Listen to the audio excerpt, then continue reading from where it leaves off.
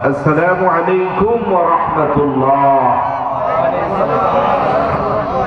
أعوذ بالله من الشيطان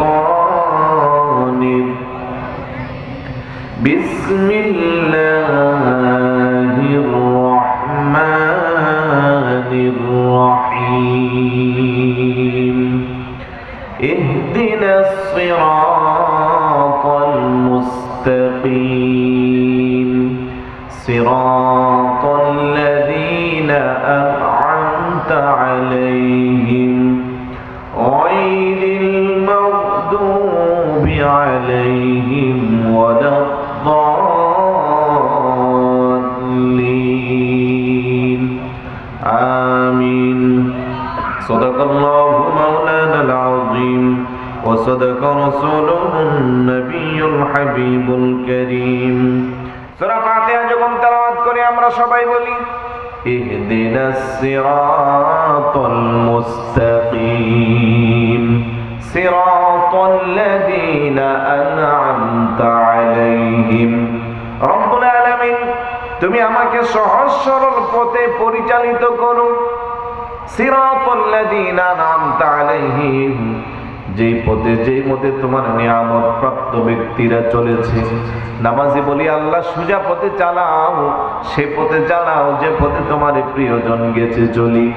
এখন যদি জানতে চাই আপনার প্রিয়জন কারা, যাদের উপরে আপনি রহমত নাজিল করেন, যাদেরকে আপনি নিয়ামত দান করেন, যাদেরকে আপনি অনুগ্রহ দান করেন, তারা কারা? আল্লাহ কোরআনুল কারীমের অন্যত্র জবাব দেন, ومن يطع الله والرسول فأولئك مع الذين أنعم الله عليهم من النبيين والصديقين والشهداء والصالحين وحسن أولئك رفيقا. চিৎকার করে বলুন সুবহানাল্লাহ। আল্লাহ বলে আমার নিয়ামত প্রাপ্ত ব্যক্তি হইল চার শ্রেণীর। আওয়াজ দিয়ে বলুন কয় শ্রেণীর? তারা কারা? কমাইতুল্লাহ ওয়ার রাসূলা, যারা আমি আল্লাহ এবং আমার রাসূলুল্লাহকে তাআত করি। ফাউলাইকা মাআল্লাযীনা আন'আমা আল্লাহু আলাইহিম, তাদের উপরে আমি নিয়ামত দান করেছি, তারাই তাদের সঙ্গী হবে, সাথী হবে। আল্লাহ তোমার নিয়ামত তুমি কাদেরকে দান করেছো? আমার আল্লাহ মিনান নাবিয়্যিন ওয়াস সিদ্দিকিন ওয়াস শুহাদা'i ওয়াস সালিহিন। চিৎকার করে বলি সুবহানাল্লাহ। আমার নিয়ামত প্রাপ্ত ব্যক্তি হলো চার শ্রেণীর। এক নম্বরে নবী যারা, দুই নম্বরে সিদ্দিক যারা, তিন নম্বরে শহীদ যারা, চার নম্বরে আল্লাহর ওলি যারা, নেককার বান্দা যারা, তাদের প্রতি আমার নিয়ামত প্রাপ্ত ব্যক্তি, তাদেরকে আমি নিয়ামত দান করেছি। আহলে সুন্নাত ওয়াল জামাতের আকীদা আমরা যারা বিশ্বাস করি, আমরা যারা নিজেকে সুন্নি দাবি করি, কেন আমরা সঠিক আকীদার, আমাদের পথ মত, আমাদের আকীদা নিয়ামত প্রাপ্ত ব্যক্তিদের সাথে মিল। বড় করে বলি সুবহানাল্লাহ। আমরা শুধু মুখে দাবি করি তাই না, নিয়ামত প্রাপ্ত ব্যক্তি যারা, আল্লাহ যাদের উপরে রহম আর করম নাযিল করেছেন, তারা যেইভাবে রাসূলুল্লাহকে মেনেছে আমরাও ঠিক একইভাবে মানি। তারা যেইভাবে রাসূলুল্লাহকে তাজিম করেছে আমরাও সেইভাবে করার চেষ্টা করি। কিন্তু আমাদের মতো টুপিওয়ালা, পাগড়িওয়ালা, জুব্বাওয়ালা, দাড়িওয়ালা আরেক শ্রেণীর ভাই আছে যারা আমাদের সাথে তাদের মুখালিফ। সাহাবায়ে কেরামের আকীদার সাথে যাদের মিল হয় না, আউলিয়া কেরামের আকীদার সাথে যাদের মিল হয় না, এই কারণে তারা ভ্রান্ত, তারা বেজাল। আমরা আহলে সুন্নাত ওয়াল জামাতের আকীদা যারা বিশ্বাস করি আমরা খাঁটি নির্ভেজাল। মনে করি বলি সুবহানাল্লাহ। আর একটু জোরে বলি সুবহানাল্লাহ। তো আমরা যারা সুন্নি দাবি করি, আমরা যারা আহলে সুন্নাত ওয়াল জামাতের আকীদা বিশ্বাস করি, এই সুন্নিয়তকে টিকিয়ে রাখা এটা আমাদের ঈমানি দায়িত্ব। এই সুন্নিয়তের উপরে শুধু এই সময়ে এসে আক্রমণ হয় তাই না, যুগ যুগ ধরে সাহাবায়ে কেরাম থেকে শুরু করে সব সময় ভ্রান্ত মতবাদ এসে মাথা চাড়া দিয়ে সঠিক রাস্তাটাকে নষ্ট করার চেষ্টা করেছে। কিন্তু আমার আল্লাহ বলেন কুল জা আল হাক্কু ওয়া যাহাকাল বাতিল ইন্নাল বাতিলা কানা যাহুকা। যুগ যুগ ধরে যখনই ভ্রান্ত আসবে তার প্রতিহত করার জন্য হক আছে না নাই? আরেকটু জোরে বলুন আছে না নাই? তিরমিজি শরীফের হাদিস, আমার নবী বলেন ইন্না বানি ইসরাঈল তাফাররাকাত আলা 72 ফিরকাতান ওয়া তাফতারিকু উম্মতি আলা 73 মিল্লাতান কুল্লুহুম ফিন-নার ইল্লা মিল্লাতান ওয়াহিদাতান ক্বালু মান হিয়া ইয়া রাসূলুল্লাহ ক্বালা মা আনা আলাইহি ওয়া আসহাবি। চিৎকার করে বলুন সুবহানাল্লাহ। আমার নবী ডাকটা করে আমার উম্মতেরা শোনো, নিশ্চয়ই বনি ইসরাইলের যুগে নবীদের উম্মতের দল ছিল 72টা, আমার উম্মতের মধ্যে একটা বাড়াইয়া হবে 73টা। কুল্লুহুম ফিন্নার, সবাই হবে জাহান্নামী, ইল্লা মিল্লাতান ওয়াহিদাতান, একটা হবে জান্নাতি। সাহাবারা জিজ্ঞেস করলো মান হিয়া ইয়া রাসূলুল্লাহ, জান্নাতি সে কোন দল? আবার নবী কোমা আনা আলাইহি ওয়া আসহাবি, যেই দলের মধ্যে আমি নবী আছি, আমার সাহাবায়ে কেরাম আছে, সেটা হবে হক, সেটা হবে সোজা, সেটা হবে জান্নাতি, বাকি সব হবে জাহান্নামী ভ্রান্ত। আল্লাহু আকবার বলেন। মা আনা আলাইহি ওয়া আসহাবির ব্যাখ্যা করতে যাইয়া মোল্লা আলী কারি হানাফি আলাইহি রাহমা মিশকাত শরীফের সরা মিরকাত শরীফ যিনি লিখেছেন উনি ব্যাখ্যা দিচ্ছেন মা আনা আলাইহি ওয়া আসহাবি আই আহলে সুন্নাত ওয়াল জামাত। বড় করে বলি সুবহানাল্লাহ। তাহলে সঠিক আকীদায় আমরা আছি যে এটা সাহাবায়ে কেরাম তথা সরাসরি রাসূলুল্লাহর নিশ্চিত জবান মুবারকের ঘোষণা। তো আহলে সুন্নাত ওয়াল জামাতের আকীদা যারা বিশ্বাস করি আমরা হইলাম সুন্নি, তাইলে আমাদের দায়িত্ব হলো সঠিক আকীদা প্রতিষ্ঠা করা। আর সঠিক আকীদার অন্যতম একটি আকীদা হলো ঈদে মিলাদুন নবী সাল্লাল্লাহু আলাইহি ওয়াসাল্লাম উদযাপন করা। বড় করে বলি সুবহানাল্লাহ। অনেক নামি দামি স্কলার বাংলাদেশে আছে যারা মিলাদুন নবীকে কটূক্তি করে, করে কি করে না? যারা ইয়া নবী সালামু আলাইকা কে ব্যঙ্গ করে, করে কি করে না? আউলিয়া কেরামের মাজার জিয়ারত করাকে যারা বিশ্রী ভাষায় কথা বলে, এমন দৃষ্টান্ত আছে না নাই? মিলাদুন নবীর তাবারুককে নাপাকি বস্তুর সাথে তুলনা করে এমন ব্যক্তিও ছিল কি ছিল না? যারাই রাসূলুল্লাহর শানে সুন্নি আকীদার বিরুদ্ধে কথা বলেছে তাদের শেষ পরিণতি আমাদের কাছে স্পষ্ট। আল্লাহ বলেন ইন্নাল্লাযীনা ইউযুনাল্লাহ ওয়া রাসূলাহু লা'নাহুমুল্লাহু ফিদ দুনিয়া ওয়াল আখিরাহ ওয়া আ'আদ্দা লাহুম আযাবাম মুহিনা। নিশ্চয়ই যারা আমি আল্লাহ এবং আমার রাসূলকে কষ্ট দিবে, লা'নাহুমুল্লাহু ফিদ দুনিয়া ওয়াল আখিরাহ, আল্লাহকে আমি দুনিয়াতে এবং আখিরাতে তাদেরকে লানত দিব, অভিসম্পাদ দিব, যন্ত্রণাদায়ক শাস্তি তাদেরকে দিব। তো দুনিয়ার জিল্লতি ইতিমধ্যে অনেক দৃষ্টান্ত আমাদের কাছে আছে। যারাই রাসূলুল্লাহর শানে বেয়াদবি করেছে, সঠিক সুন্নি আকীদার বিরুদ্ধে অবস্থান নিয়েছে, তাদের শেষ পরিণতিটা কত যে অপমাননাকর, কত যে জিল্লতি, কত যে লাঞ্ছনাদায়ক আমাদের কাছে আজ স্পষ্ট। কথা বলেন ঠিক কিনা? কিন্তু যারা সুন্নি আকীদায় লালন পালন করেছে, যারা সুন্নি আকীদায় নিজের জীবনকে পরিচালিত করেছে, তাদের দুনিয়াটাও সম্মানিত, পরকালটাও সম্মানিত, খাতেমা শেষ পরিণতিটাও ভালো। তাদের যারা বেয়াদবি করে তাদের শেষ পরিণতি খারাপ। এই জন্য নবীর আকীদা, আহলে সুন্নাত ওয়াল জামাতের আকীদাকে যদি লালন করতে হয়, নবীকে নিজের জানের চেয়ে প্রাণের চেয়ে বেশি মহাব্বত করতে হবে। আওয়াজ দেয়া বলেন, নাকি আবার সকালবেলা সমালোচনা করবেন যে আপনারাও তো নামাজ পড়েন, ওই হুজুররাও নামাজ পড়ে, আপনারাও মাথায় পাগড়ি জুব্বা টুপি দিলেন, তারাও এমনটা করে, আপনারাও কোরআন তেলাওয়াত করেন, তারাও কোরআন তেলাওয়াত করে, আপনারা না হয় ঈদে মিলাদুন নবী করেন, তারা না হয় করে না, আপনারা না হয় নবীকে দাঁড়াইয়া সালাম দেন, তারা না হয় দেয় না, আপনারা না হয় নবীকে হাজির ও নাজির, নবী ইলমে গায়েব জানে, নবী নূরের নবী মানেন, তারা না হয় মানে না, কিন্তু তারা তো নামাজ টামাজ বাকি সব ঠিকঠাক আছে, তো আপনারা কেন এমনটা বলবেন? আমি বলবো ভাই, আপনার দৃষ্টিতে এইগুলো করে না বিদায় উনি ইমানদার মুসলমান, আর আমার দৃষ্টি নয়, রাসূলুল্লাহর হাদিসে ওনার ঈমানই নাই। এত আসতে ভয় পাচ্ছেন যে হুজুর মন গড়া বলতে আছে, ঠিক বললে তো বিপদে পড়ে যাইবে। এমন নয়, আমার রাসূলুল্লাহর হাদিস, লা ইউমিনু আহাদুকুম হাত্তা আকুনা আহাব্বা ইলাইহি মিন ওয়ালিদিহি ওয়া ওয়ালাদিহি ওয়ান নাসি আজমাইন। আল্লাহু আকবার বলেন। রাসূল বলেন, যতক্ষণ না তোমার বাবা, তোমার সন্তান, এমনকি গোটা পৃথিবীর সমস্ত মানুষের চেয়েও আমি রাসূলুল্লাহকে তুমি বেশি না মহব্বত করবা, তুমি বেশি না ভালোবাসবা, তাহলে তোমার ঈমান নাই। লা ইউমিনু, তুমি ঈমানদার না। এটা রাসূলুল্লাহর হাদিস। কথা বলেন ঠিক কি না?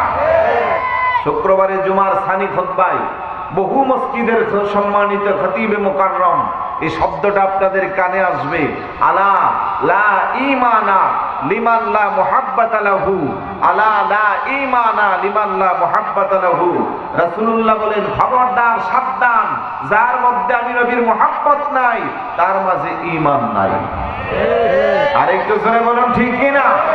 আর যার মধ্যে নবীর মুহাব্বত থাকবে সে নবীর আগন্তুক।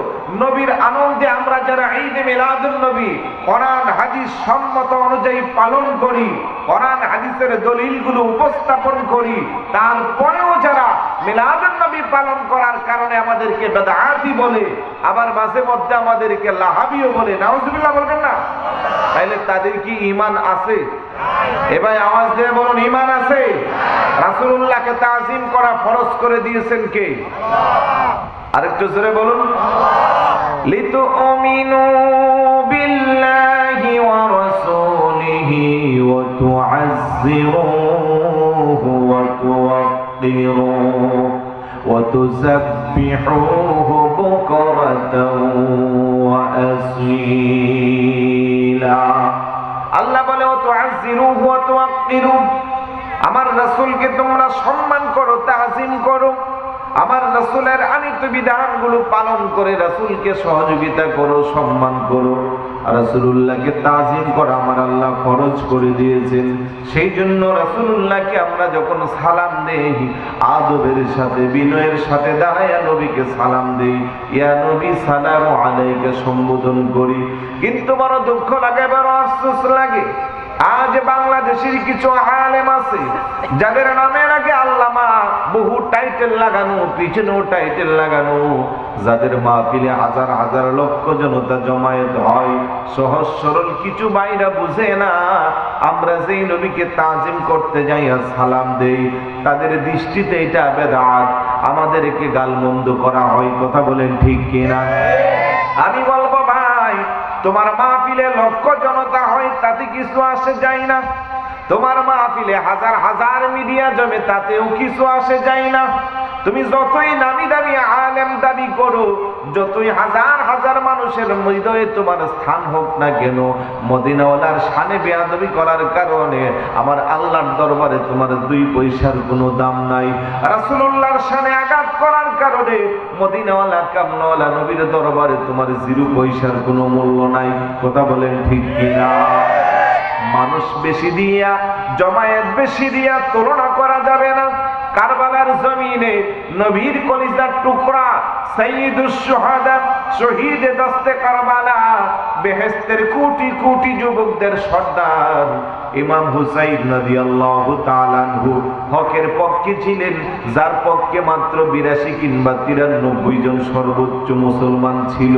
অপর দিক দিয়ে যারা নামদারি মুসলমান ছিল তাদের সংখ্যা ছিল 22,000, কিন্তু আমার আল্লাহর দরবারে 22,000-এর মূল্য নাই, রাসূলুল্লাহর দরবারে 22,000-এর মূল্য নাই। মূল্য হইল মাত্র পাক্কা ঈমানদার 83 কিংবা 92 জনের। বড় করে বলি সুবহানাল্লাহ।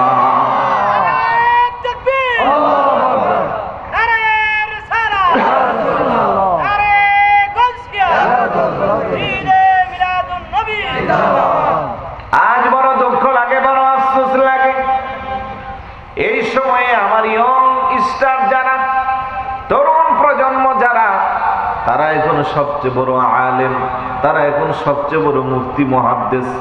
কথা বলেন ঠিক কিনা? তারা ফতোয়া মারে, অমুক হুজুরের মাহফিলে এত বেশি মানুষ, এবং হুজুরের এই জমায়েত সেই জমায়েত বিভিন্নভাবে সংজ্ঞায়িত করে পাশের বন্ধুটাকে বুঝাইয়া ভ্রান্ত আকীদায় নিয়ে যা। আর মোবাইল থেকে ফটো আমারে কোথায় দলিল পাইলেন? সহি গুগল শরীফের মধ্যে। কোথায়? সহি গুগল শরীফ। কেউ সহি গুগল, কারণ কথায় কথায় এখন তাদের একটা মুখের বালি হইল সহি সহি সহি হাদিস। তারা সহি হাদিস তারা কিছু বুঝে না, জীবনে কোনোদিন মাদ্রাসার বারান্দাও যায় না। ওরা এসে এলাকার মাদ্রাসার শিক্ষক, মসজিদের সম্মানিত ইমাম খতিব সাহেবানদের সাথে বেয়াদবি করে। কথা বলেন ঠিক কিনা? আপনি নামাজ পড়ছেন, আপনার নামাজ হয় না, এইভাবে পড়তে হবে, এইভাবে পড়লে হবে না, এইভাবে পড়তে হবে, বারবার এরকম করতে হবে, পা দুইটা দুই পাশে দিতে হবে। তো হুজুর বলে, বাবা তুমি কে? কারণ পরনে শার্ট, এদিক দিয়ে প্যান্ট, নাই দাড়ি, মাথায় নাই টুপি, চুলের কাটিং দেখলে মনে হয় মঙ্গল গ্রহ থেকে নামছে। এরকম আছে না? আছে না? ওরে বাবা তুমি তো মাদ্রাসায় পড়ো না, তো তুমি কিভাবে জানলা যে হইল না? কেন? সহি হাদিসে আমরা পাইছি। তো তুমি আবার সহি হাদিস কোথায় পাইলা? কই যে আমার কাছে আছে। তো দেখাও তো। তো প্যান্টের পকেট থেকে এমনি টান দিয়ে চটি পাতার বই বাইর করে বাংলাটা পড়ে পড়ে হুজুরের সাথে বেয়াদবি করে সহি হাদিস সহি হাদিস। আরে বেটা মূল কিতাবে কি আছে না আছে ওইটা পড়ার এবং বোঝার যোগ্যতা তোমার তো 0% নাই। তো যারা মূল ব্যাখ্যা দিয়ে তোমার সামনে মিথ্যা তথ্যটা উপস্থাপন করলো, আর গুগলের মধ্যে যে যেইভাবে পারে সে সেইভাবে এখানে আপলোড দিচ্ছে। বিশেষ করে আমাদের সুন্নি আকীদা যারা বিশ্বাস করি, এই জগতে আমাদের বিচরণ একটু কম, বাতিলদের বিচরণ বেশি। এটা অস্বীকার করার কোনো সুযোগ, আর একটু জোরে বলেন, কোনো সুযোগ। এখন ওইখানে লেখে দেখুন চার্জ দিয়ে সামনে আসে, এখন পইরা সে এসে আপনার আমার সাথে ফতুয়াবাজি করে। তো সহি গুগল শরীফ কিন্তু তোমার আমার জীবনের মানদণ্ড নয়। তোমার আমার জীবনের মাপকাঠি হলো কোরআন, সুন্নাহ, ইজমা, কিয়াস। কথা বলেন ঠিক না? কিন্তু আজকে যারা কথায় কথায় সহি বলে, তারা কিন্তু কোরআন মানে আর হাদিস মানে, তাও সব হাদিস না, সহি হাদিস মানে। ইজমা কিয়াস তারা মানেই না। এখন আবার আরেক দল বাইরে হইছে, ওরা বলে আহলে কোরআন। আহলে হাদিস তো আছে, লা মাযহাব, সালাফি, আহলে হাদিস নাম দিয়ে অনেকদিন মিশন চালাইছে, এখন হইছে আহলে কোরআন। তারা শুধু কোরআন মানে, হাদিসও মানে না। নাউজুবিল্লাহ বলেন না? শুধু কোরআন মানলে সে ভণ্ড, ভ্রান্ত, কোনো সন্দেহ। এখন বলবেন হুজুর আপনি কি বলেন, কোরআন মানলে আবার ভণ্ড কেমনে হইব? আরে ভাই, কোরআন আপনি মানবেন, এই কোরআনকে মানার মতো মানতে হলে আপনাকে হাদিস মানতে হবে। হাদিসকে মানার মতো মানতে হলে আপনাকে ইজমা কিয়াস লাগবে। কথা বলেন ঠিক কি না?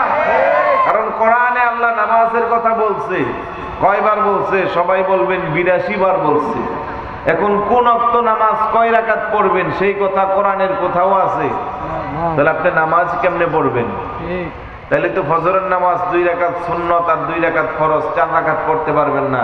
তাইলে জোহরের নামাজ এই 12 রাকাত নফল সহ, আসরের নামাজ সুন্নত সহ 8 রাকাত, মাগরিব নামাজ এইভাবে নফল সহ 7 রাকাত, এশারের নামাজ 15 কিংবা 17 রাকাত যেভাবে আমরা আদায় করি, এগুলো পড়ার তো আপনার কোনো সুযোগ নাই।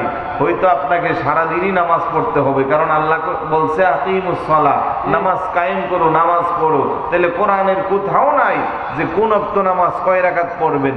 তাইলে আপনি আহলে কোরআন মানলে আপনার খায়া দেয়া কোনো কাজ নাই। আপনার কাজ হবে সকালে নামাজ শুরু করবেন, রাত পর্যন্ত শুধু নামাজ পড়বেন। আওয়াজ দেয়া বলেন। আর রাত্রে ঘুমাইতে পারবেন না, রাত্রেও নামাজ পড়তেই। তখন বলবেন যে না, 5 ওয়াক্ত নামাজের কথা আছে। আমি বলবো হ্যাঁ ঠিক আছে, ডাইরেক্ট না থাকলেও কোরআনের আয়াতের ইশারা ইঙ্গিতে 5 ওয়াক্ত নামাজের কথা আছে, কিন্তু কোন নামাজ কত রাকাত সেটা আপনি কোরআন থেকে কিয়ামতের আগে প্রমাণ দিতে পারবেন। তাহলে আপনাকে হাদিস মানতে হবে। তাহলে যারা বলে আহলে কোরআন আমরা, তাইলে এরা বন্ড। ওরা কি বন্ড? খবরদার, সাবধান। খুব কঠিন সময় এখন আমাদের মাঝে অতিবাহিত হচ্ছে। রাসূলুল্লাহ দুঃখ করে বলেছেন, এমন একটা সময় আসবে হাতের মধ্যে জ্বলন্ত কয়লার আগুনটা রাখতে যত না কষ্ট, আমার উম্মতের ঈমানটা বাঁচানো তার চেয়ে বেশি কষ্ট হবে। এই সময়টা এখন আমাদের মাঝে চলমান, বিরাজমান। না হয় জীবনে মাদ্রাসার বারান্দা যায় না, শোয়া পেটে চাপলে ভালো করে সূরা ফাতিহা বিশুদ্ধভাবে তেলাওয়াত করতে পারবে না, সেও এখন ফতোয়া দেয়। কোরআন হাদিস তো টাচও করে না, পড়তেও পারে না, ওই সহিহ গুগল শরীফ থেকে ফতোয়া মারে। আর একটু জোরে বলি নাউজুবিল্লাহ। এই জন্য তরুণ সমাজকে আমি বলবো, আপনি ভ্রান্ত পথে যাবেন না। উল্টা পাল্টা ব্যাখ্যা দিয়ে যারা আপনাকে মিসগাইড করবে, আপনাকে মাথায় রাখতে হবে, আপনি যদি সঠিক সুন্নি সঠিক আকীদা প্রতিষ্ঠা করতে চান, আপনাকে দেখতে হবে আহলে সুন্নাত ওয়াল জামাতের কাজের সাথে ওই কাজের মিল আছে কিনা। যদি মিল না থাকে, আপনাকে ধরে নিতে হবে সে ভ্রান্ত, সে পথভ্রষ্ট, তার সাথে আহলে সুন্নাত ওয়াল জামাতের আকীদার কোনো মিল নাই। আমরা ওলি আল্লাহর মাজার জিয়ারত করি, এটা আমাদের সুন্নি আকীদা। কথা বলেন, আমরা কি মাজারে যাইয়া পূজা করি? তাহলে কথায় কথায় যে আমাদেরকে মাজার পূজারি বলেন, পূজা এটা নেগেটিভ শব্দ, এটা মুসলমানের সাথে আসে না। পূজা এটা নাপাক শব্দ, যদিও অন্য ধর্মের জন্য তাদের পবিত্র কাজ, আমাদের ইসলাম ধর্মের সাথে পূজার কোনো সম্পর্ক। আমরা মাজারে যাই জিয়ারত করতে, আর জিয়ারত আমরা মন গড়া করি না। রাসূলুল্লাহর হাদিস, আলা ফাজুরুহা ফাইন্নাহা তুযাক্কিরুল আখিরা। ইসলামের প্রথম যুগে হাদিস এসেছে, রাসূলুল্লাহ বলেন, কুনতু নাহাইতুকুম আন জিয়ারাতিল কুবুর। প্রথম যুগে নিষিদ্ধ ছিল জিয়ারত করা। পরবর্তী সময়ে রাসূল আদেশ দিয়েছেন যে জিয়ারতের মাধ্যমে পরকালের স্মরণ হয়, জিয়ারতের মাধ্যমে মরণের স্মরণ হয়, আখিরাতের চিন্তা হয়। আর যেই জায়গা জিয়ারত করা হয়, জিয়ারতকে বলা হয় মাজার। বড় করে বলি সুবহানাল্লাহ।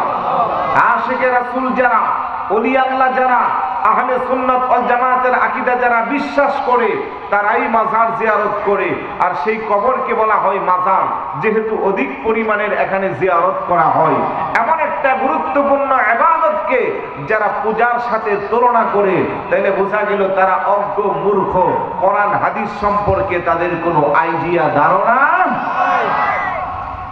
কথা কথা মাজার পূজা, কত বড় সাহস! একটা নাপাকি শব্দের সাথে একটা ইবাদতকে সাদৃশ্য করে দিল। ওরা ইহুদি খ্রিস্টানদের এজেন্ডা বাস্তবায়নের জন্য এই দেশে আসছে। কোটি কোটি টাকার বিনিময়ে আপনার আমার ঈমানকে নষ্ট করার পায়তারা চালাচ্ছে। কথা বলেন, সুতরাং তাদের কথায় কান দেওয়া যাবে? আরেকটু জোরে বলুন, যাবে? তারা যতই ফতোয়া দেয়, জিয়ারত বাড়ে না কমে? আরেকটু জোরে বলুন। মিলাদুন নবীকে যতই বেদাত বলে, মিলাদুন নবী বাড়ে না কমে? এখন কপালে থাপড়াইব। আগে শুধু রবিউল আউয়াল মাসে মিলাদুন নবী হইতো, এখন দেখতেছি রবিউল আউয়াল গিয়া রবিউল সানি, জমাদিউল আউয়াল, জমাদিউল সানি চলতে আছে, আজকে এখনো মিলাদুন নবী। সুবহানাল্লাহ বলবেন না? আরেকটু জোরে বলুন না সুবহানাল্লাহ। আর আমি তো শুরুতে বলেছিলাম প্রত্যেক দিনই বছরে মিলাদুন নবী। আলহামদুলিল্লাহ বলবেন না? তাহলে কেন মানুষকে গোমরাহ বানাবে? কথা কথা যাদের পূজায় আমরাও ধরে নিলাম, তারাও এখন শায়েখ পূজারি হয়ে গেছে। তাদের শায়েখ যা বলে এটা ভ্রান্ত হইলেও ঠিক। আরে বেটা, আমরা তো উস্কানি দেই না, আমরা গালমন্দ করি না, আমরা ভুল ব্যাখ্যা দেই না। তোমাদের মুরব্বীরা, তোমাদের পছন্দের শায়েখরা যে ভুল ব্যাখ্যা দেয়, তখন এটাকে শুধরিয়ে দেওয়া আমাদের ঈমানি দায়িত্ব। কথা বলেন ঠিক কিনা? ওই শুধরিয়ে দিলে একেবারে ব্যঙ্গে চুড়ে বোঝায়, তারপরেও তাদের বুঝে আসে না, তারপরেও আমাদেরকে গালমন্দ করে। তো আমরা তো মাজার জিয়ারত করি ইবাদত, আর তুমি তো তোমার শায়েখের এমন ফানা হইলা, সে ভুল বললেও এটা সঠিক, তারটাই মানো, তাইলে তুমি হইলা শায়েখ পূজারী। কথা বলেন? ওজা শব্দ নিজেদের মধ্যে আছে, এই জন্য আমাদের উপরে লাগায়। আল্লাহ যেন তাদেরকে হেদায়েত দান করে। আর একটু জোরে বলুন। আল্লাহর ওলিদের মাজার জিয়ারত করা দরকার আছে না নাই? আমরা মাজারের পক্ষে না বিপক্ষে? মাথায় রাখবেন, হক্কানি রব্বানি ওলি আল্লাহদের পক্ষে আমরা আছি, কিয়ামত পর্যন্ত থাকব। ওলি আল্লাহদের মান সম্মান টিকিয়ে রাখতে যদি আমাদের বুকের তাজা রক্ত দিতে হয়, তারপরেও আমরা আছি না নাই? কিন্তু যারা মাজার ভাঙ্গার কথা বলে, তাদের অবস্থা এখন 12টা বাজতে আছে। আওয়াজ দিয়ে বলুন, মাজার ভাঙ্গার পক্ষে যারা কথা বলবে, ওলি আল্লাহর বিরুদ্ধে যারা কথা বলবে, আমার আল্লাহ বলেন, মান আদালি ওয়ালিয়ান ফাকাদ আযানতুহু বিল হারবি। আমার ওলি আল্লাহদের বিরুদ্ধাচরণ করলে তাদের বিরুদ্ধে আমি আল্লাহ যুদ্ধ ঘোষণা করে দিলাম। চিৎকার করে বলি সুবহানাল্লাহ। আমি শুধু বিশৃঙ্খলা যেন সৃষ্টি না হয় নামটুকুন বলবো না, আমার কাছে দলিল আদিল্লা সহ আছে। এই পর্যন্ত যারা স্বাধীন বাংলাদেশে ওলি আল্লাহর বিরুদ্ধে অবস্থান নিয়েছে, সবার অবস্থা এখন 12টা বাজতে আছে। কথা বলেন, আমরা যারা সুন্নি জনতা ওলি আল্লাহর পক্ষে আছি, নবীর পক্ষে আছি, আমাদের অবস্থা ভালো না খারাপ? ভালো থাকার কথা, কারণ আমরা নবীজির পক্ষে আছি। নবীজির সঙ্গ নবী চিরজীবন সুখে রবি, নবীজির সঙ্গ নবী চিরজীবন সুখে রবি। মরা দিল তোর তাজা হবে, মরা দিল তোর তাজা হবে, মরা রবে না। মদিনা মোর আসল ঠিকানা, বলেন মদিনা মোর আসল ঠিকানা। তুমি সবাইকে মদিনা নিলা, সবাইকে মদিনা নিলা, আমায় নিলা না। মদিনা মোর আসল ঠিকানা, বলেন মদিনা মোর আসল ঠিকানা। নবীর কত শৌকত শান, নবী আল্লাহর বিধি বিধান। সুবহানাল্লাহ বলবেন না? আমার নবীর শান কম না বেশি? নবী যা চায় আমার আল্লাহ সেটা শরীয়তের ফয়সালা করে। নবী মুখ খুললা বলতে হয় না, হাত উঠাইয়া ফরিয়াদ করতে হয় না, অনেক অন্তরে অন্তরে ইশারা করলে আমার আল্লাহ সেটাকে শরীয়তের ফয়সালা করে দেয়। প্রমাণ আছে না নাই? কোরআনে আছে না নাই? হাদিসে আছে না নাই? আমরা সেই নবীর পক্ষে। বলেন নবীর কত শৌকত শান, নবী আল্লাহর বিধি বিধান। সেই নবীজির মহাব্বতে মিলাদ পড়ো না, বলেন সেই নবীজির মহাব্বতে দুরূদ পড়ো না।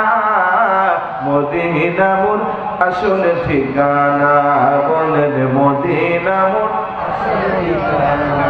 তুমি সবাইকে মদিনা নিলা, সবাইকে মদিনা নিলা, আমায় নিলা না। মদিনা মোর আসল ঠিকানা, বলেন মদিনা মোর আসল ঠিকানা। আলহামদুলিল্লাহ বলবেন না? মদিনা শুনতে ভালো লাগে না খারাপ লাগে? আওয়াজ দেয়া বলুন, ভালো লাগে না খারাপ লাগে? কিন্তু বহু টুপিওয়ালা দাড়িওয়ালা ভাই আছে যারা ফতোয়া দেয়, হজ করতে যাইবেন তো মদিনা যাইবেন না। এই যে নবীর নাম শুনে চুমু খাইলাম, এটা করলেও আমাদেরকে কবে দাঁত। কোথায় যাব?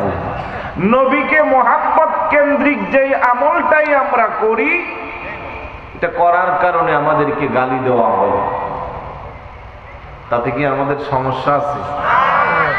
এই যে সুন্নি সুন্নি বলে, এটা কিন্তু ওরা গালি দিয়া বলে, বলে না? কিন্তু আমরা এটাকে গালি মনে করি না, নিয়ামত মনে করি। আমার ব্রাহ্মণবাড়ি এলাকায় আমারে বলে গরম সুন্নি।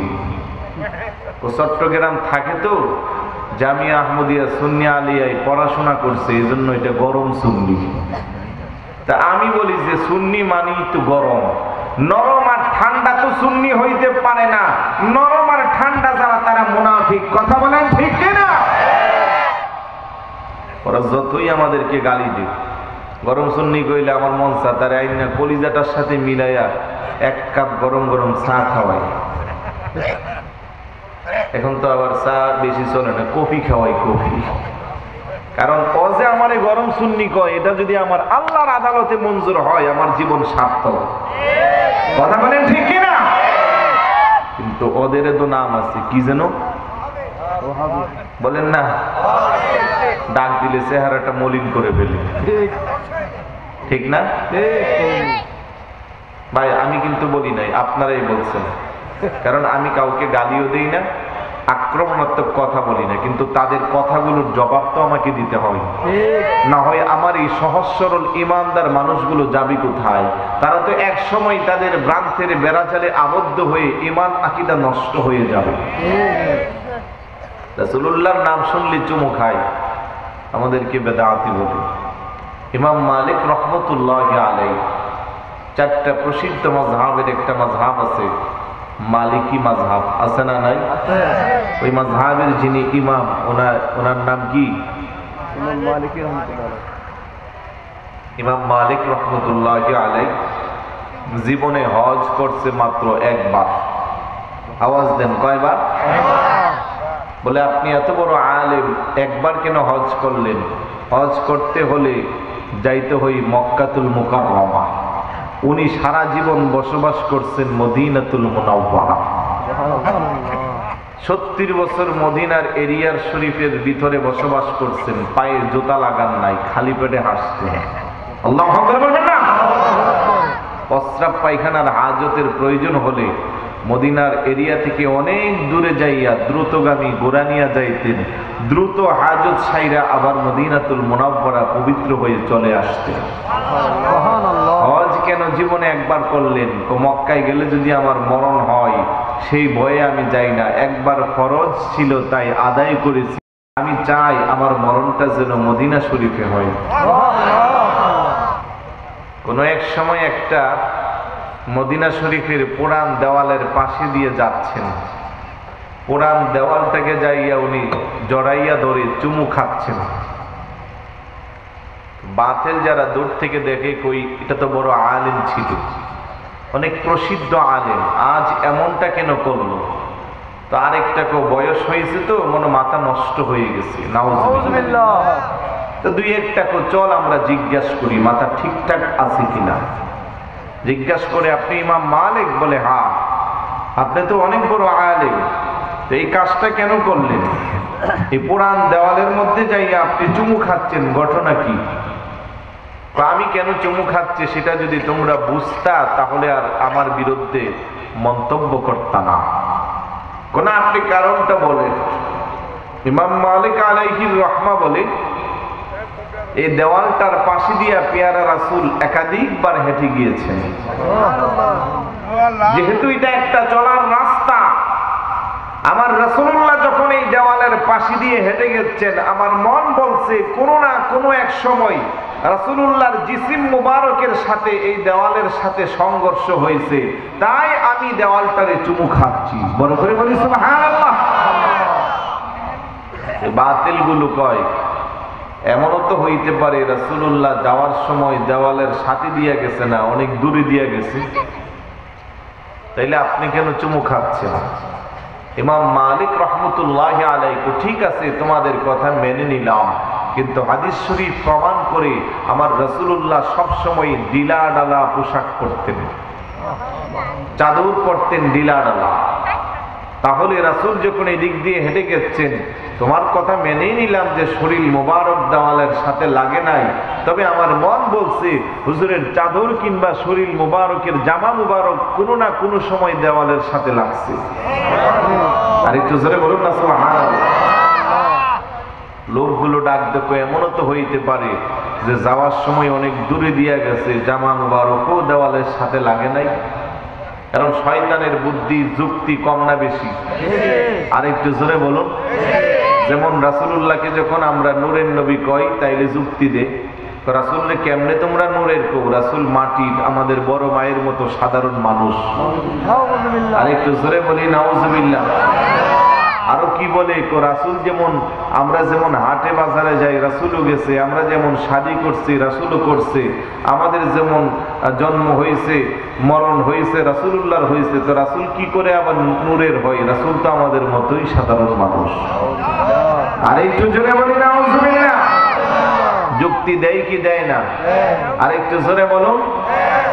ইমাম মালিক রাহমাতুল্লাহি আলাইহি ডাক দিয়া বলেন, এমনও হইতে পারে রাসূলুল্লাহ রাস্তা দিয়ে হাঁটার সময় অনেক দূর দিয়ে হাঁটছে, ইমাম মালিক তোদেরকে বোঝাইনি, তোরা বুঝবি না, তারপরেও তোদের যুক্তিটা মেনে নিলাম।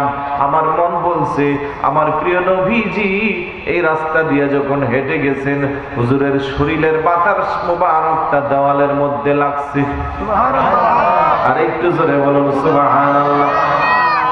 মানুষ হাঁটলে পরে শরীরের একটা বাতাস হয় কি হয় না? গতির একটা বাতাস হয়। ইমাম মালিক রাহমাতুল্লাহি আলাইহি বলছে আমার প্রিয় নবীজির শরীর মোবারকের বাতাসটা হুজুরের শরীর মোবারকে লাইগা ওই দেওয়ালের মধ্যে লাগছে। এই কারণে আমি ইমাম মালিক পুরান দেওয়ালটারে চুমু খাচ্ছি। ওই লোকগুলা কই ইমাম মালিক এমন হইতে পারে রাসূলুল্লাহ যাওয়ার সময় শরীর মোবারকের যেই বাতাসটা বের হয়েছে কিংবা বাতাসটা ছিল এটা দেওয়ালের দিকে না যাইয়া অপর দিকে গেছে। নাউজুবিল্লাহ বলবেন না? কারণ ওরা শয়তান, শয়তানের যুক্তি বেশি। ইমাম মালিক তো বুঝতে পারছি তোমরা যুক্তি তর্কে চলে গেলা, তাহলে শুনো শুনো শুনো, আমি ইমাম মালিকের মনটা বলছি এই রাস্তা দিয়া যেহেতু একাধিকবার আমার প্রিয় নবী হেঁটে গেছে, কোনো না কোনো একবার রাসূলুল্লাহর নূরানী চক্ষু মোবারকের দৃষ্টি দেওয়ালের মধ্যে পড়ছে। চিৎকার করে বলুন সুবহানাল্লাহ। আমার ভাইরা বাবারা, জগৎ বিখ্যাত আলেম, একটা প্রসিদ্ধ মাযহাবের ইমাম, এত বড় আলেম হইয়া যদি দেওয়ালের দিকে রাসূলুল্লাহর দৃষ্টি মোবারক গেছে, নজর মোবারক গেছে, কিংবা রাসূলুল্লাহর শরীর মোবারকের বাতাসটা হুজুরের শরীর মোবারকে লাইগা দেওয়ালে লাগছে, কিংবা জামা মোবারকের সংঘর্ষ হয়েছে, কিংবা হুজুরের জিসম মোবারক দেওয়ালের সাথে লাগছে, এই আকীদা স্থাপন করে যদি পুরান একটা দেওয়ালকে চুমু দিতে পারে, আমরা যারা সুন্নি দাবি করি ওই রাসূলুল্লাহর নামটা শুনলে নবীর নামটাকে চুমা দিতে পারি কি পারি না? ইমাম মালিককে তারা পাগল বলছে, আমাদেরকে বেদাতি বলে। সমস্যা আছে নাকি? ওদের বলা দিয়া কি আমাদের আমল কমে না বাড়ে? এই জন্য রাসূলুল্লাহর নাম শুনলে যারা চুমু খায় তারাই সুন্নি। আর একটু জোরে বলুন সুবহানাল্লাহ। আমরা রাসূলুল্লাহকে ভালোবাসি বলে আমাদের এই অপরাধ। সাহাবারা নবীকে কম ভালোবাসছে না বেশি? আওয়াজ দিয়ে বলুন, কম না বেশি? নবী প্রেমিক সাহাবী, সাহাবাদের আকীদাটা ১৫০০ বছর পরে এসে আহলে সুন্নাত ওয়াল জামাতের আকীদার সাথে মিলে গেছে। আলহামদুলিল্লাহ বলি। এই কারণে আমরা সুন্নি, কারণ আমার নবী কুমান আলাইহি ওয়া আসহাবি, যেই দলের মধ্যে আমি নবী আমার সাহাবায়ে কেরামের আদর্শ আছে। তারা কারা? ইমাম মোল্লা আলী কারি রহমতুল্লাহি আলাইহি ব্যাখ্যা দিয়েছেন, মা আনা আলাইহি ওয়া আসহাবি আই আহলে সুন্নাত ওয়াল জামাত। বলে করে বলি সুবহানাল্লাহ। সাহাবাদের আকীদাটা কেমন ছিল? নবী প্রেমিক সাহাবী হযরত হাসান ইবনে সাবিত রাদিয়াল্লাহু তাআলা মসজিদে নববী শরীফের মধ্যে যার শানে চামড়ার গালিচা বিছিয়ে দেওয়া হইতো, আমার প্রিয় নবীজি মেহরাবে বসে বসে খুতবা দিতেন। সাহাবায়ে কেরাম গভীর মনোযোগ দিয়ে হুজুরের নূরানী চেহারা মুবারকের দিকে তাকিয়ে থাকতেন। হাসান ইবনে সাবিত রাদিয়াল্লাহু তাআলা হুজুরের চেহারা মুবারকের দিকে তাকাইয়া কলম দিয়া হুজুরের শানে কাসিদা লিখতেন। হাসান ইবনে সাবিত ওই সাহাবী যার জন্য প্রিয় রাসূল আল্লাহর কাছে দোয়া করতেন, আল্লাহ তুমি আমার হাসানের নিরাপত্তার জন্য ফেরেশতা পাঠাও। আমার আল্লাহ রাসূলুল্লাহর দোয়াকে কবুল মঞ্জুর করে ওই সাহাবীর জন্য রহমতের ফেরেশতা নিযুক্ত করতেন, যাতে করে ওনাকে পাহারা দেওয়া হয়। বড় করে বলি সুবহানাল্লাহ। ওই নবী প্রেমিক সাহাবী হাসান ইবনে সাবিত কলম দিয়ে আমার নবীর শান লিখেন, ওয়া আহসানা মিনকা লাম তারা কাত্তু আইনি ওয়া আজমালা মিনকা লাম তালিদিন নিসা খুলিকতা মুবাররাআন মিন কুল্লি আইবিন কাআন্নাকা কদ খুলিকতা কামা তাশাউ। চিৎকার করে বলুন সুবহানাল্লাহ।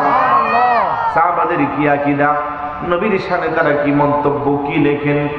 হাসান ইবনে সাবিত কো আহসানা মিনকা লাম তারা কাত্তু আইনি, ইয়া রাসূলুল্লাহ, ইয়া হাবিবাল্লাহ, খোদার কসম গো নবীজি, আমার এই দুই চক্ষু আপনার মতো এমন সুন্দর সুশ্রী পৃথিবীতে কাউকে দেখে নাই।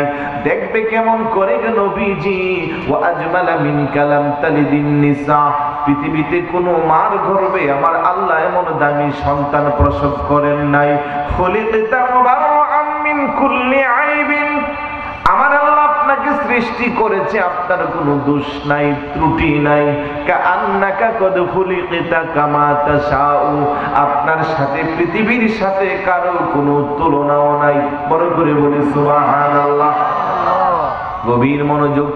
সাহাবাদের আকীদা, ইয়া রাসূলুল্লাহ, আপনার সাথে পৃথিবীর কারো সাথে কোনো তুলনা নাই। আপনার মতো করে আমার আল্লাহ কাউকে সৃষ্টিও করে নাই। আপনার কোনো দোষ নাই, ত্রুটি নাই। দুঃখজনক হলেও সত্য, এই বাংলাদেশে আমরা দেখতে পাই বহু বক্তা, বহু আলেম নামদারি ব্যক্তিরা, তারা তাদের বক্তব্য বলে রাসূল আমাদের মতো সাধারণ একজন মানুষ, দোষে গুণে ভরা সাধারণ মানুষ। তাদের লিখনিতেও এমন মন্তব্য আছে না নাই? রাসূল মাটির সাথে পচে গলে মিশে লেগে গেছে, রাসূলুল্লাহর কোনো ক্ষমতা নাই, পাওয়ার নাই। আরেকটু জোরে বলি নাউজুবিল্লাহ। এই কথাগুলো যারা বলে তাদের সাথে সাহাবাদের আকীদার কোনো মিল। সাহাবারা কোন নবীর দোষ নাই, তারা কোন দোষে গোনা ভরা মানুষ। সাহাবারা কোন নবীর সাথে কারো কোনো তুলনা নাই, তারা কোন নবী আমাদের বড় ভাইয়ের মতো সাধারণ মানুষ। এই জন্য তাদের সাথে আমাদের মিল নাই। আমরা যারা নবীকে মহব্বত করি, ভালোবাসি, সাহাবাদের যেমন আকীদা নবীর দোষ নাই, ত্রুটি নাই, আমাদেরও আকীদা নবীর দোষ নাই, ত্রুটি নাই। সাহাবাদের যেমন আকীদা নবীর সাথে কারো কোনো তুলনা নাই, আমাদেরও আকীদা নবীর সাথে কারো কোনো তুলনা নাই। সাহাবারা নবীকে ভালোবাসছে নিজের জানের চেয়েও বেশি। আহলে সুন্নাত ওয়াল জামাতের আকীদা যারা দাবি করি, আমরাও নবীকে ভালোবাসি কি বাসি না? আরেকটু জোরে বলুন, ভালোবাসা আছে না নাই? সাহাবারা নিজের জানের চেয়েও, সম্পদের চেয়েও, স্ত্রীর চেয়েও, সন্তানের চেয়েও, এক কথা পৃথিবীর সবচেয়ে বেশি ভালোবাসতো আমার নবীকে। সুবহানাল্লাহ। নবীর প্রিয় সাহাবী হযরত আবু বকর সিদ্দিকী, বলেন নবীর প্রিয় সাহাবী আবু বকর সিদ্দিকী, ভালোবেসে শুইল পাশে, ভালোবেসে যায়া দেখো মদিনা, মদিনা, মদিনা, আশিক মুমিনের ঠিকানা। বলেন মদিনা,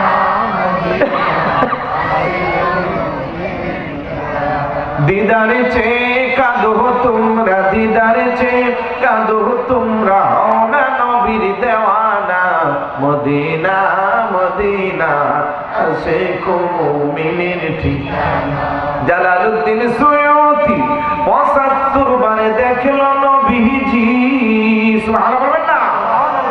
জালালউদ্দিন সুয়ুতি ৭৫ বারে দেখলো নবীজি। এতবার দেখিয়াও নবী, এতবার দেখিয়াও নবী, তৃপ্তি তাহার হলো না। মদিনা, মদিনা, আশিক মুমিনের ঠিকানা। বলেন মদিনা, মদিনা, আশিক মুমিনের ঠিকানা। দিদার চেয়ে কাঁদো তোমরা, দিদার চেয়ে কাঁদো তোমরা, হও না নবীর দেওয়ানা। মদিনা, মদিনা, আশিক মুমিনের ঠিকানা। বলেন মদিনা, মদিনা, আশিক মুমিনের ঠিকানা। আলহামদুলিল্লাহ বলবেন না? আলহামদুলিল্লাহ। সাহাবাদের যেমন মদিনা, আমরা যারা সুন্নি দাবি করি আমাদেরও মদিনা। এই জন্য আমরা মদিনার কথা বলি, কিন্তু তারা টুপি লাগায়, জাব্বা জুব্বা পরে, নামাজও পড়ে, আবার নিজেকে ঈমানদার দাবি করে, আবার ফতোয়া দিয়ে হজ করতে গেলে মদিনা শরীফ যাওয়া দরকার নাই। আর একটু জোরে বলি নাউজুবিল্লাহ। খারাপ লাগতেছে? ঘুম চলে আসছে? একটু হাতগুলা উপরে উঠায় একটা তাকবীর দিন দেখি।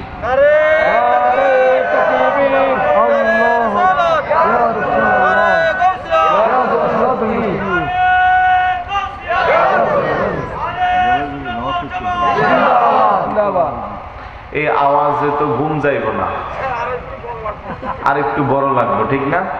তাহলে আমার সাথে দেন তো দেখি, নারে তাকবীর। অনেক বাইরের জবান বন্ধ, মনে করছেন হুজুর এটা বুড়া, চোখের জ্যোতি নাই, সবাই যখন চিল্লান দিব আমি একটু রেস্টে থাকি। আচ্ছা মনে করেন এমন যদি হইতো যে যারা জবানটা বন্ধ রাখবেন আগামী 1 সপ্তাহ আল্লাহ বন্ধ রেখে দিবেন, তাহলে তো মজার মজার খানা টানা সব বন্ধ হয়ে যাবে, ঠিক না? এই জবানটা দিয়েছে কে? আরেকটু জোরে, আল্লাহর জন্য জবানটা বেই করলে ভালো না খারাপ? তাহলে কেউ জবান বন্ধ রাখবেন না, আমি কিন্তু সব দেখি। জবান খুলে উচ্চ আওয়াজে নারে তাকবীর। এখনো অনেকে বন্ধ রাখছে। আচ্ছা এক কাজ করেন, যারা মুরব্বী অর্থাৎ বিয়ে শাদী করছেন আপনারা এক পক্ষ, আর যারা শাদী করেন নাই আপনারা আরেক পক্ষ, দেখি শক্তি কার বেশি। আগে মুরব্বীদের না পোলাপাইনের? না, আগে শাদী যারা করেন নাই তাদের তো শক্তি বেশি হওয়ার কথা। তবে আওয়াজটা যদি ভালো হয় এমন দোয়া করবো যাতে মনের মতো সুন্দরী রূপসী বউ পাওয়া যায়। এবার দেখি শক্তি আছে না নাই? পোলাপাইন বউর কথা শুনলে কি চেহারার মধ্যে হাসি, কই ঘুম টুম কই গেছে খোঁজ খবর নাই। রেডি তো সবাই? নারে তাকবীর। আওয়াজ হয়েছে মোটামুটি, তবে সুন্দরী বউ পাওয়া যাবে না, আর একটু বাড়বো। এই যে মুরব্বী বলছে এটা দিয়ে শ্যামলা শ্যামলা সুন্দরী আসবে।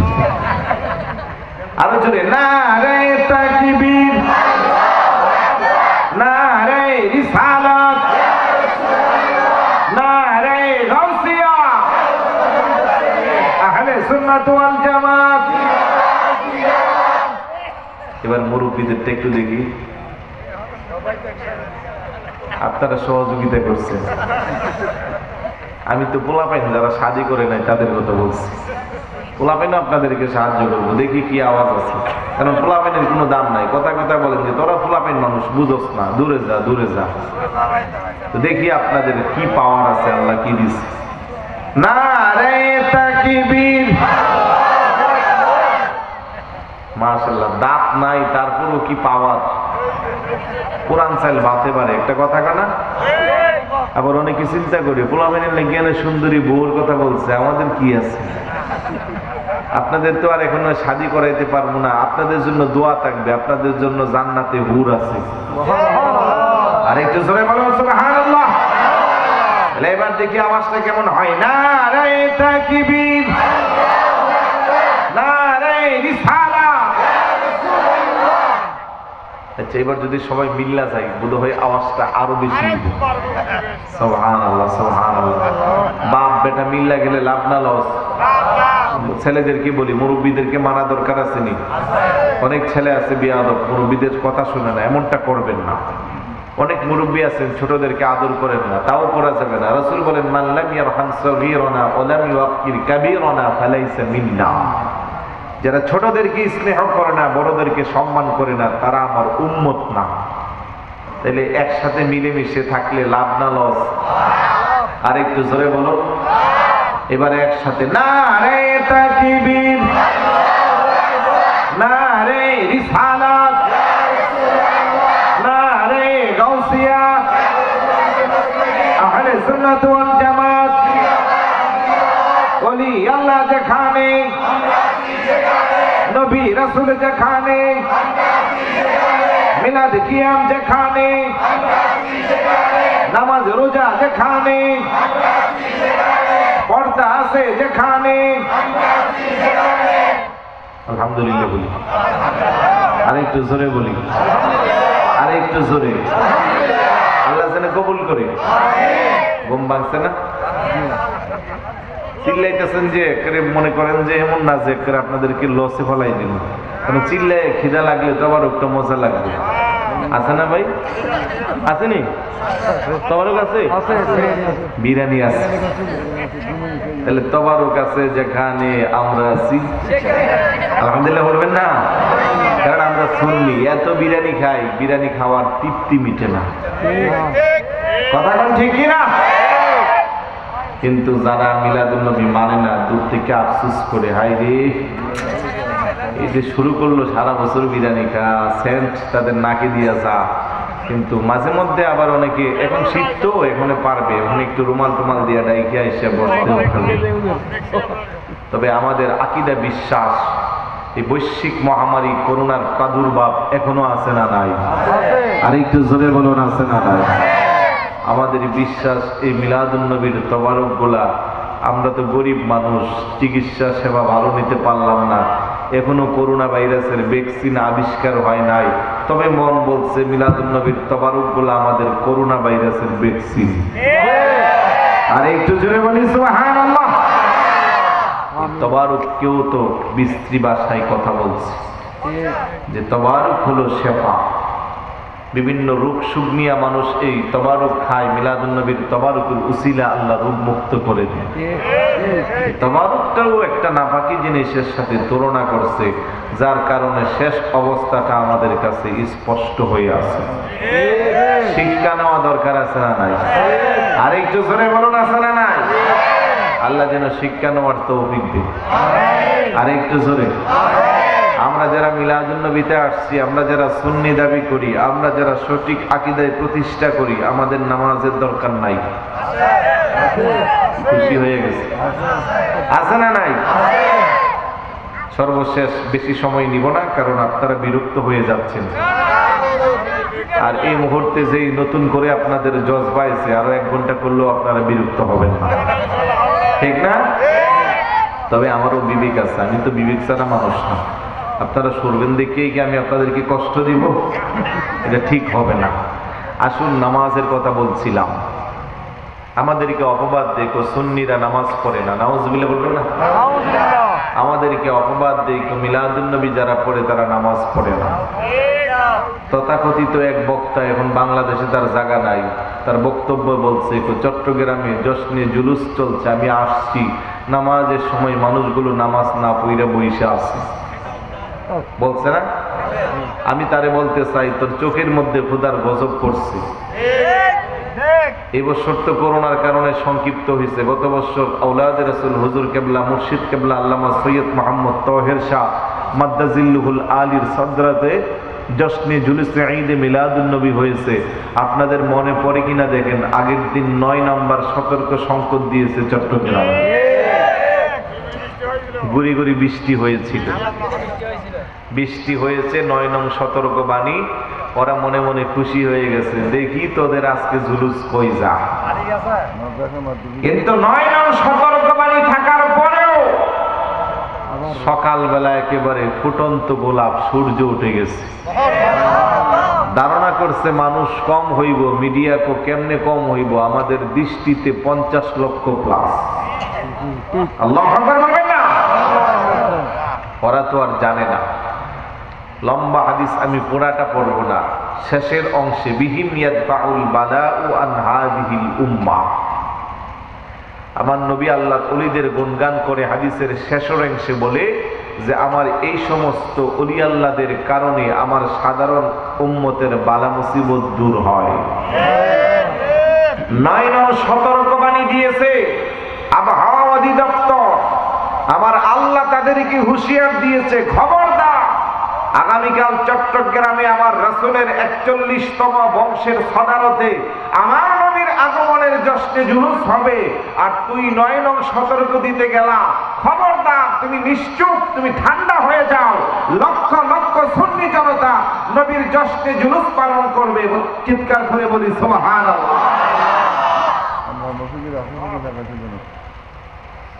আমার মসজিদের আশেপাশে তো এইবারও ছিল না, কোনো সময়ই থাকে না। এইবার তো সংক্ষিপ্ত পরিসরে, তারপরেও কিছু মানুষ গিয়ে বসে রইল 11টা থেকে মসজিদে। তাদের দিকে বিবেচনা করে তৎক্ষণাৎ আমরা ছোট্ট করে পরিসরে, যেহেতু বাহিরের মাইকের আওয়াজগুলো এদিকে স্পষ্ট হচ্ছিল না, তাই আমরা এখানে একটা জামাত করছি। এই আমি প্রায় 11 বছর খতিবের হাট জমা পড়াই। জুলুসের সময় শুক্রবার পড়লে এই প্রথম আমি শুক্রবারে জুমা নামাজ পড়ছি। এর আগে যতবারই শুক্রবার পড়ছে আরো জমা হয় নাই, কারণ ওই মুসল্লিগুলা আসতে আসতে এদিকে বদ্দারহাট চলে আসে। সুবহানাল্লাহ বলবেন না? এই বৃষ্টির মধ্যে আপনারা দেখেছেন ছবিগুলো ভাইরাল হয়েছে, এতটুকু পানির মধ্যে দাঁড়িয়ে আশিকে রাসূলরা নামাজ আদায় করছে। আওলাদে রাসূলের সাদারাতে অনেক শিল্পপতি কোটিপতি বৃষ্টি ভিজে ভিজে নামাজ পড়ছে জামাতের সাথে। এই জিনিসগুলো তাদের চোখে যায় না, তারা কানা হয়ে যায়, তাদের চোখে খোদার গজব পড়ে, তারা মানুষকে মিথ্যা অপবাদ দেয় যে জশ্নে জুলুস করতে যাইয়া তারা নামাজ আদায় করে না। বলে করে বলি নাউজুবিল্লাহ।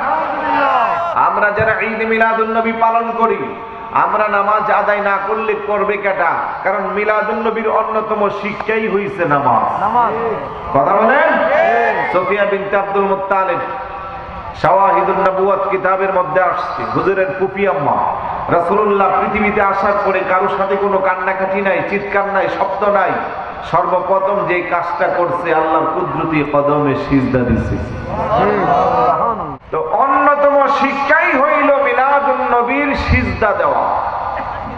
নবী দুনিয়াতে আসে সিজদা দিয়েছে, আপনাকে আমাকে শিক্ষা দিয়েছে উম্মত, যদি আমি রাসূলকে মহব্বত করো, ভালোবাসো, আমি রাসূলুল্লাহকে যদি অনুসরণ করো, আমার মিলাদুন নবী যদি যথার্থ পালন করো, আমি দুনিয়াতে এসে সর্বপ্রথম যে কাজটা করলাম সেই কাজটা তোমাদেরকে করতে হবে। রাসূল আপনি কি করলেন? আমি আল্লাহকে সিজদা দিলাম, তোমরাও সিজদা দাও। আমরা কেমনে দিব? তো তোমাদের জন্য সিজদার ব্যবস্থা করেছি। কি করলেন? আমি আল্লাহর সাথে দিদার করেছিলাম মাকামে, আমি দিদারের মাধ্যমে মেরাজ করেছি, আর তোমাদের জন্য নামাজের মাধ্যমে মেরাজের ব্যবস্থা রেখে দিয়েছি। as-salatu mi'rajul mu'minin, সালাত নামাজ হলো মুমিনের জন্য মেরাজ। এমন নামাজ পড়া দরকার আসেনি? আর একটু জোরে বলুন আসেনি? আজ বড় দুঃখ লাগে, বড় আফসোস লাগে, নামাজের মতো একটা গুরুত্বপূর্ণ ইবাদত আমরা মুসলমান হয়ে কেমন যেন উদাসীন, কেমন যেন অলসতা, কেমন যেন আমাদের একাগ্র চিত্ততা বলতেই নাই। নামাজটা শুধু জাস্ট আনুষ্ঠানিকতার মতো করে আমরা আদায় করি, এমনটা যেন না হয়। আল্লাহ বলেন কদ আফলাহাল মুমিনুন আল্লাযীনা হুম ফি সালাতিহিম খাশিউন, সফল মুমিন তারা বিনয়ের সাথে নামাজ আদায় করবে যারা। বড় করে বলি সুবহানাল্লাহ। আর একটু জোরে বলি সুবহানাল্লাহ। সফল মুমিন তারা বিনয়ের সাথে নামাজ আদায় করবে যারা। কিন্তু দুঃখজনক হলেও সত্য, পরিবেশটা কেমন যেন নষ্ট হয়ে গেছে। নামাজে দাঁড়াই ভালো পোশাক নাই, নামাজে দাঁড়াই একাগ্রচিত্ততা নাই, নামাজে দাঁড়াই দুনিয়ার সব চিন্তাধারা আমার মধ্যে চলে আসে। অথচ আল্লাহু আকবার, আল্লাহ মহান বলে যখন আমি নামাজের সূচনা করি, কানে ধরে সারেন্ডার করি যে দুনিয়ার সমস্ত সম্পর্ক এই মুহূর্তে আমি ছেদ করলাম, পৃথিবীর কারোর সাথে এখন আমার সম্পর্ক নাই, আমার এখন সম্পর্ক সরাসরি আমার মাওলার সাথে। সুবহানাল্লাহ না? নামাজে আপনি আল্লাহর সাথে সূরা কেরাত পড়েন না, চুপি চুপি আল্লাহর সাথে কথা বলেন। আল্লাহ কি কত সুন্দর করে আপনি আখ্যায়িত করেন। রুকুতে গেলে পরে বলেন সুবহান রাব্বিয়াল আযীম, সিজদায় গেলে বলেন সুবহান রাব্বিয়াল আ'লা, সুবহান রাব্বিয়াল আযীম, সুবহান রাব্বিয়াল আ'লা। আল্লাহর এই পবিত্রতা বর্ণনা করেন। একাগ্র চিত্তে দুনিয়ার সব খেয়াল বাদ দিয়ে আল্লাহর সাথে নামাজে দাঁড়ান। ওই নামাজটাতে অনেক বাই দাঁড়া, পোশাক ঠিক নাই, লেবাস ঠিক নাই, মাথায় টুপি নাই, পরনে ভালো পোশাক নাই, টি শার্ট আর জিন্স প্যান্ট পরে দাঁড়ায়, দেখতে কেমন বিশ্রী দেখা যায়। আর নব্য ফেতনাবাজ আহলে হাদিস সালাফি লা মাযহাবি যারা, তারা তো এক ধরনের তামাশা করে নামাজে। কথা বলেন? পা দুইটা দুই দিকে দেয়, মুরব্বীদের উপরে পা উঠাইয়া দেয়, তারপরে আপনার মহিলাদের মতো বুকের উপরে হাত বাঁধে, তারপরে হাত উঠানামা করে, একজন এরকম করে, বাকি পাঁচজন মুসল্লি নামাজের ভিতর থেকে তাদের দিকে দৃষ্টি দেয়। তো এটা কোত্থেকে আসলো? আবার কি করে? নিজের নামাজ তো নষ্টই করে, আরে পাঁচজনের নামাজ ধ্বংস করে। কথা বলেন? এমনটা করা যাবে না। আপনাকে একটু চিন্তা করতে হবে। উত্তম ইবাদত, গুরুত্বপূর্ণ ইবাদত হলো নামাজ। এই নামাজে আপনি কোনো দুনিয়ার রাজা বাদশার সাথে কথা বলেন না, এই নামাজ আপনি কোনো দুনিয়ার কোনো রাজা বাদশার হুকুম আদায়ের জন্য, হুকুম পালনের জন্য করেন না, সরাসরি আল্লাহর হুকুমকে আপনি পালন করেন। দুনিয়াতে যদি আপনি চাকরি করতে যান, চাকরিতে যদি আপনি ভাইবা পরীক্ষা দিতে যান, ইন্টারভিউ বোর্ডে যখন কয়েকজন বসা থাকে, আপনি আপনার সর্বোচ্চ প্রস্তুতি নিয়ে ওই জায়গায় হাজির হন, ঠিক না? ভালো পোশাক পরেন, স্মার্ট করে যান, আগের দিন না ঘুমাইয়া স্টাডি করে প্রস্তুতি নিয়ে যান যে আমি লিখিত পরীক্ষায় উত্তীর্ণ হইলাম, এমসিকিউ অতিক্রম করে লিখিত পরীক্ষায় দিয়ে এখন চূড়ান্ত পর্বে আমি সামনে আমার চূড়ান্ত পর্বে আমি এখন অংশগ্রহণ করব। ওইখানে যদি আমার ভাইবাটা ভালো হয়, আমার ইন্টারভিউটা যদি ভালো হয়, আমার চাকরিটা নিশ্চিত। আপনি তখন সব প্রস্তুতি নিয়ে অক্ষরে যতটুকুন পারেন নিজেকে সাজুগুজু করে সেই জায়গায় আপনি উপস্থিত হন। অথচ যখন আপনি নামাজে দাঁড়ান ততটুকুন গুরুত্ব আপনার মধ্যে থাকে না। দুনিয়ার একটা সাধারণ চাকরি পাওয়ার জন্য আপনি যেই প্রস্তুতি নেন, অথচ এই দুনিয়ার চাকরি হলো ক্ষণস্থায়ী। আপনি সরকারি চাকরি হলে বড় আমলা কামলা হবেন, প্রাইভেট কোম্পানি হইলে বড় চেয়ারে বসবেন, বহু টাকা যশ খ্যাতি সম্মানের মালিক হবেন। এই জন্য আপনি চাকরির ইন্টারভিউর জন্য এত প্রস্তুতি নিচ্ছেন। আর যে মহান মাওলা আপনাকে আমাকে সৃষ্টি করেছে, যিনি পৃথিবীর সমস্ত রাজাদেরও রাজা, ওই মহান প্রভুকে যদি নামাজের মাধ্যমে আল্লাহকে যদি আপনি খুশি করতে পারেন, তাহলে দুনিয়া আখেরাত সব আপনার কদমে চলে আসবে। কথা বলেন ঠিক কিনা? দুনিয়ার রাজা, দুনিয়ার বাদশাহী, উচ্চ পদস্থ কর্মকর্তা, নামি দামি সিংহাসন সব কিছু দেয় কে? আর একটু জোরে বলুন, আওয়াজ দিয়ে বলুন না কে? সবকিছু মুহূর্তের মধ্যে আবার ছিনিয়ে নেই কে? আল্লাহ। তো সেই আল্লাহকে ডাকার মতো ডাকতে হবে। সেই আল্লাহর সামনে দাঁড়ানোর পূর্বে সুন্নতি পোশাক পরতে হবে। সেই আল্লাহর সামনে দাঁড়ানোর আগে রাসূলুল্লাহর আনিত বিধান মোতাবেক দাঁড়াতে হবে। তারপরে যদি আমি নামাজটা যথার্থভাবে আদায় করতে পারি, খোদার কসম, আল্লাহ আপনার আমার মর্যাদাকে বাড়িয়ে দিবে, আল্লাহ আপনার আমার রিজিককে বাড়িয়ে দিবে, আল্লাহ আপনার আমার সম্মানকে বাড়িয়ে দিবে। এই পৃথিবীতে সম্মানের সাথে বসবাস করব, পরকালে আল্লাহর দেওয়া জান্নাত নিয়ামত পাইব। বড় করে বলি আলহামদুলিল্লাহ। আর একটু জোরে বলি আলহামদুলিল্লাহ। তাহলে আল্লাহর কাজ করার সময় আল্লাহ যেন খুশি হয়, রাজি হয়। রাসূলুল্লাহর আনিত বিধান, আল্লাহ বলেন, মা আতাকুমুর রাসূলু ফাখুযু ওয়া মা নাহাকুম আনহু ফান্তাহু ওয়াত্তাকুল্লাহ ইন্নাল্লাহা শাদীদুল ইকাব। আমার রাসূল তোমাদের জন্য যা নিয়ে এসেছে তা তোমরা আঁকড়ে ধরো, যা নিষেধ করেছে তা তোমরা ছেড়ে দাও। তো রাসূলুল্লাহর আনিত সুন্নত তরিকা মোতাবেক যদি আমরা নামাজের মধ্যে খুশু খুদু একাগ্র চিত্ত নিয়ে আদায় করি, সেই নামাজটার মাধ্যমে মাওলার সাথে আপনার আমার দিদার হয়ে যাবে। ওই নামাজের মাধ্যমে আল্লাহ আপনার উপরে আমার উপরে রহমত নাযিল করবে।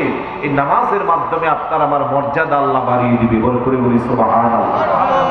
ওই নামাজ আদায় করা দরকার আছে না নাই? জবান দিয়ে বলুন, আছে না নাই? সবাই নামাজ পড়বেন। কয় ওয়াক্ত, কয় দিনে? আওয়াজ ছোট হয়ে গেছে। এক মাসে যে 5 ওয়াক্ত পড়েন ওইটা তো আমরা সবাই জানি, কারণ আজকেও তো নামাজ পড়ছেন না? জুমার নামাজ সপ্তাহে একদিন নামাজ পড়ে এরকম মুসল্লি আমাদের দেশে অনেক বেশি। কারণ আমার খতিবের হাটে যারা জমা পড়ে, 3 তালা পুরাইয়া সামনের রাস্তা টাস্তা ডান পাশে বাম পাশে অনেক দূর পর্যন্ত ব্লক হয়ে যায়, গাড়ি ঘোড়া চলা বন্ধ। একই মসজিদে মাঝে মধ্যে আব্দুল প্রোগ্রাম থাকলে আসরের নামাজ পড়ি, সর্বোচ্চ নিচতলা পড়াই। অথচ মানুষগুলা কি ওই সময়ে আশেপাশে আছে না নাই? আছে। আচ্ছা, শহরেরটা বাদ দিলাম, আপনাদের মসজিদটা কোন দিকে?